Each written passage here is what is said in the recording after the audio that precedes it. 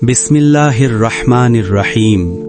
আজ আমরা এমন এক সত্য কাহিনী শুনব যা আমাদের নবী মুহাম্মদ সাল্লাল্লাহু আলাইহি ওয়াসাল্লাম স্বয়ং বর্ণনা করেছেন। এটি কোনো রূপকথা নয়, বরং সাহিহ মুসলিমের কিতাবুজ জুহুদে বর্ণিত এক ঈমানী বিপ্লবের গল্প, যেখানে একটি কিশোরের ঈমান পুরো একটি জাতির ভাগ্য বদলে দিয়েছিল। রাসূল সাল্লাল্লাহু আলাইহি ওয়াসাল্লাম বলেন, তোমাদের আগের যুগে এক বাদশা ছিল, যার ছিল একজন অত্যন্ত দক্ষ জাদুকর। জাদুকর যখন বৃদ্ধ হয়ে গেল, সে বাদশাকে বলল, আমি এখন বয়স্ক, আমাকে একটি মেধাবী ছেলে দাও, যাতে আমি তাকে জাদু শিখিয়ে যেতে পারি। বাদশা একটি ছেলেকে জাদুকরের কাছে পাঠাল। যাওয়ার পথে বালকটি এক রাহিব বা দরবেশের দেখা পেল। সে তার কাছে বসে আল্লাহর কথা শুনতে লাগল এবং তা তার মনে ধরে গেল।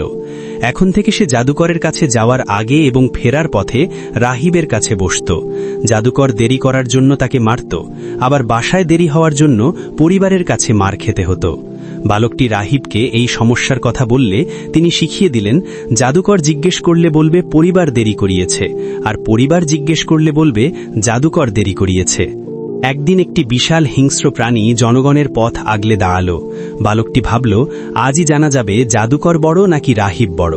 সে একটি পাথর তুলে নিয়ে বলল, হে আল্লাহ, যদি জাদুকরের বিদ্যার চেয়ে রাহিবের শিক্ষা আপনার কাছে বেশি প্রিয় হয়, তবে এই পাথরটি দিয়ে প্রাণীটিকে মেরে ফেলুন, যাতে মানুষের কষ্ট দূর হয়।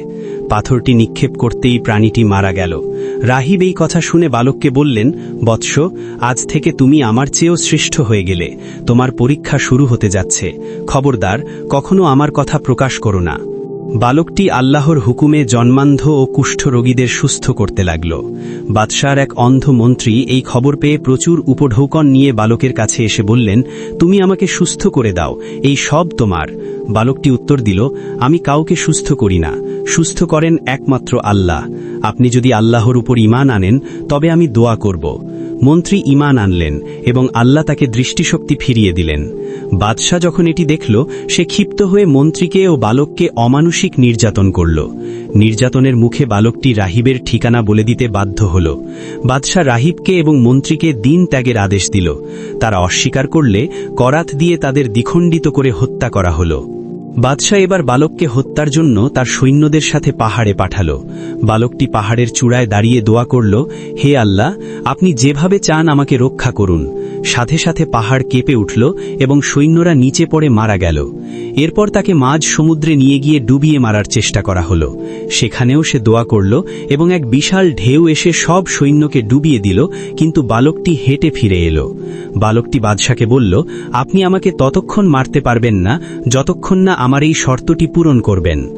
বালকের শর্ত অনুযায়ী শহরের সব মানুষকে এক ময়দানে জমা করা হল। বালকটিকে একটি গাছের কাণ্ডের সাথে বাঁধা হল। বাদশাহ বালকের তুনির থেকে একটি তীর নিয়ে উচ্চস্বরে বলল, বিসমিল্লাহি রব্বিল গুলাম, অর্থাৎ এই বালকের রবের নামে। তীরটি গিয়ে বালকের কপালে লাগল এবং সে শাহাদত বরণ করল। এই অলৌকিক দৃশ্য দেখে হাজার হাজার মানুষ চিৎকার করে উঠল, আমরা এই বালকের রবের উপর ঈমান আনলাম, আমরা এই বালকের রবের উপর ঈমান আনলাম। বাদশাহ এবার চরম সীমা লঙ্ঘন করল।